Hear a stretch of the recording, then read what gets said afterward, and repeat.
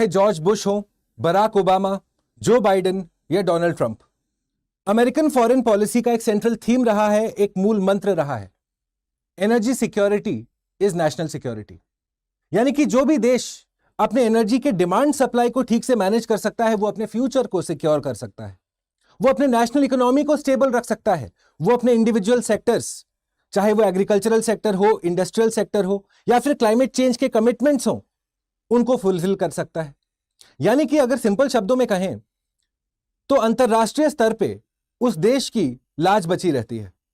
और उसी क्रम में हमने देखा कि हाल ही में भारत सरकार के मंत्री हरदीप सिंह पुरी ने एक डिफाइनिंग अनाउंसमेंट किया है।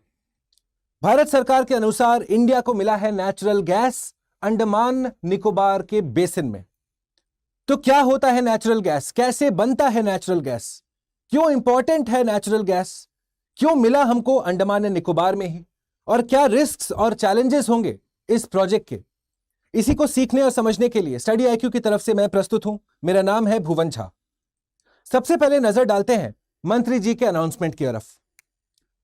भारत सरकार के अनुसार अंडमान आइलैंड से जब आप 17 किलोमीटर ईस्ट की तरफ जाएंगे तो वहां पे एक्सप्लोरेशन एक्टिविटीज ऑयल इंडिया और ONGC लंबे समय काल से कर रहा था। वहां पे एक वेल है श्री विजयपुरम 2, और उस वेल में भारत सरकार को नेचुरल गैस का कंफर्म्ड ऑकरेंस मिलता है। नेचुरल गैस वैसे है क्या? यह है एक फॉसिल फ्यूल, जैसे कोयला है, जैसे ऑयल है, वैसे नेचुरल गैस है। इसमें प्रमुखतः मीथेन गैस होता है, वैसे बाकी छोटे बड़े गैसेस भी होते हैं, जैसे ब्यूटेन, प्रोपेन, इथेन। और क्योंकि आप देखेंगे कि मंत्री जी के अनुसार अभी बस अकरेंस ऑफ नेचुरल गैस हुआ है, यानी कि कितना नेचुरल गैस है, क्या ये एक्सट्रैक्टेबल फॉर्म में है कि नहीं, कितना इसका खर्चा बैठेगा, अभी ये सारा कुछ तैयार होना बाकी है, अभी तो बस स्टेप 1। तो आखिरकार नेचुरल गैस बनता कैसे है दोस्तों?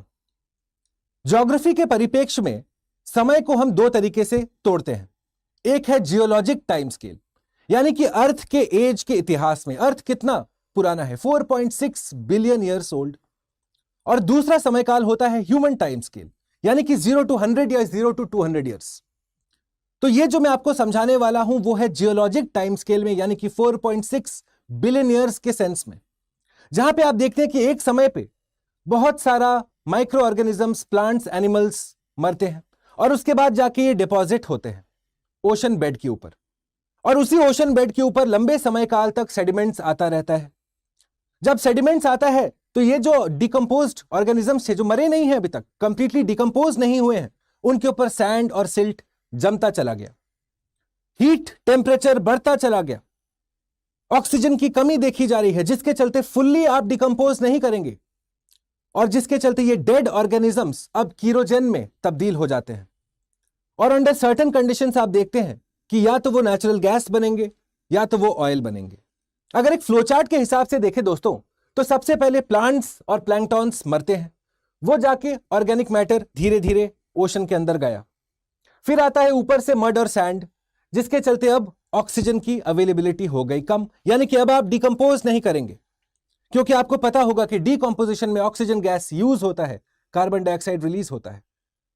तीसरा, प्रेशर और heat buildup over millions of years, जिसके चलते अब कीरोजन का फॉर्मेशन हो गया, और यही कीरोजन आगे चल के या तो ऑयल या नेचुरल गैस बनाएगा। अगर गैस बना तो हल्का गैस सबसे ऊपर आएगा, और आप देखते हैं कि gas trapped in rocks below impermeable cap, और इसी को कहा जाता है नेचुरल गैस। क्या होता है कीरोजन? अगर ध्यान से देखेंगे, kerogen is a naturally occurring insoluble complex organic matter. Oxygen के डेफिशिएंसी में ये ऑर्गेनिजम्स अब कीरोजन में तब्दील हो गए। अब क्या फैक्टर डिपेंड करता है कि मेरा नेचुरल गैस बनेगा या ऑयल बनेगा? तो यहां पे देखिए 4 तरह के कीरोजेंस होते हैं। सबसे पहला सैप्रोपेलिक, यहां पे क्या हो रहा है, एल्गे या प्लैंकटन है, मरीन या लैकेस्ट्रीन वाले। मरीन मतलब ओशन का एनवायरमेंट, लैकेस्ट्रीन मतलब लेक वाले एनवायरमेंट। यानी कि जब ये पानी के ऑर्गेनिजम्स डिपॉजिट होंगे, उनके ऊपर रेत आएगा over a period of time, उसके बाद टाइप 1 कीरोजन बनेगा, जो इवेंचुअली प्रेशर और टेम्परेचर के बिल्डअप के बाद ऑयल प्रोन हो जाएगा, यानी कि लिक्विड हाइड्रोकार्बन्स, तेल बनेगा। फिर आता है टाइप 2 मिक्स्ड, जहां पे आप देखते हैं कि मरीन और लैंड बेस्ड दोनों हैं, 2 तरह के ऑर्गेनिजम्स हैं। वो जब डिपॉजिट हो रहे हैं, उनके ऊपर जब लेयरिंग हो रही है, over a period of time oil और गैस दोनों बन सकता है। फिर आता है टाइप 3, जहां पे आप ह्यूमिक है, यानी कि वुडी प्लांट्स हैं आपके, ये जब जाके सिंक करेंगे, इनके ऊपर जब रेत और सैंड और सिल्ट आएगा, टेम्परेचर प्रेशर बिल्डअप करेगा, over a period of time type 3 कीरोजन बन के इनको देगा गैस प्रोन, यानी कि ड्राई मीथेन मिल सकता है। और फिर आता है टाइप 4, जो हमारे काम का नहीं है, not very important. Andaman Nicobar में यह आशंका जताई जा रही है कि शायद टाइप 2 वाला कीरोजन बना है, और इसीलिए आप देख सकते हैं कि शायद यहां पे नेचुरल गैस के साथ साथ ऑयल भी मिल जाए। तो जब आप समझ गए कि नेचुरल गैस बनता कैसे है, आखिरकार ये अंडमान निकोबार में बना क्यों, क्या इसके फैक्टर्स थे, तो सबसे पहले समझेंगे दोस्तों कि भारत का प्लेट जो है वो धीरे धीरे मूव कर रहा है यूरेशिया की तरफ, और साइड में है आपका बर्मा प्लेट, जहां पे होता है भारत के प्लेट का subduction. Oceanic part of Indian plate subducts below Burma plate, जिसके चलते यहां पे बहुत सारा फोल्टिंग और फोल्डिंग हो रहा है। ये देखा जाए, फोल्डिंग फॉल्टिंग एंड सेडिमेंट का डिफॉर्मेशन हो रहा है, और इन सेडिमेंट्स का डिफॉर्मेशन के चलते ये जो हाइड्रोकार्बन्स है वो ट्रैप हो रहे हैं। Thus you find कि स्ट्रैटिग्राफिक ट्रैप्स बनते हैं। क्या है स्ट्रैटिग्राफिक ट्रैप्स? दो structures that prevent the oil and gas from escaping. जो हमने देखा, जो प्रोसेस के अंदर ये सारा बना वो एस्केप नहीं करना चाहिए, तो इस तरीके के लैंडफॉर्म्स बन रहे हैं जो सारा ऑयल एंड गैस को ट्रैप करके रख रहा है, और इसीलिए देखते हैं कि अंडमान निकोबार में ये मिला है। वैसे बहुत समय काल से ये आशंका जताई जा रही थी कि अंडमान निकोबार में इस तरीके के ऑयल और नेचुरल गैस के डिपॉजिट्स होंगे। इनफैक्ट आप देखेंगे कि नीचे जब आप इंडोनेशिया की तरफ जाते हैं, वहां पे ऑलरेडी एविडेंस है, पहले भी एक्सप्लोरेशन हो चुका है इंडोनेशियन सरकार द्वारा। तो इसीलिए आप देखेंगे कि proximity to proven petroleum systems in Myanmar and North Sumatra, हमारे पास चांसेस बढ़ गए थे। आज तक हमने नहीं किया था, पर अब किया। चलिए, देर से देर भला, पर किया तो सही, क्योंकि हमारा एनर्जी सिक्योरिटी सर्वप्रथम है दोस्तों। और इसीलिए आप देखेंगे कि भारत में नेचुरल गैस सबसे ज्यादा कहां मिलता है, तो एक है आपका वेस्टर्न ऑफशोर, जब आप बॉम्बे हाई की तरफ जाते हैं। दूसरा है eastern offshore, Krishna Godavari basin, Assam में मिलता है, त्रिपुरा में मिलता है, बाड़मेर राजस्थान में मिलता है। पर अगर टॉप 3 देखेंगे आप, सबसे ज्यादा है वेस्टर्न ऑफशोर में 29%, eastern offshore Krishna Godavari basin 23%, उसके बाद असम में 14.5%। सो ये हमारे इंडिया में नेचुरल गैस का डिस्ट्रीब्यूशन हुआ। अंतरराष्ट्रीय स्तर पे अगर देखें तो रशिया, कतर, ईरान, ये सारे कंट्रीज के पास नेचुरल गैस सबसे ज्यादा है।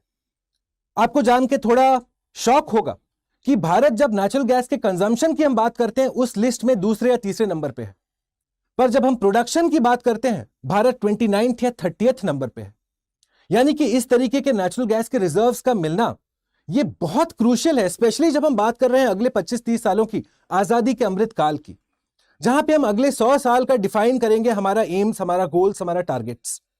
और वो तभी हो सकता है जब आप एनर्जी रेजिलिएंट हो, जब आपके पास अपना सप्लाई चेन हो, आप अपने ऊपर निर्भर हो। आत्मनिर्भरता का यही तो अर्थ है।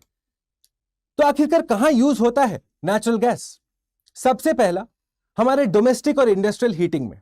अगर आपके घर पे पीएनजी आती है तो वो भी नेचुरल गैस का एक फॉर्म है, बस लो प्रेशर में है, वो कम प्रेशर में आता है वो। अगर आप सीएनजी गाड़ी चलाते हैं तो वो भी नेचुरल गैस से लेना देना है, वो बस हाई प्रेशर पे होता है, करीब 250 से 200 टू 250 बार में उसको कंप्रेस किया जाता है।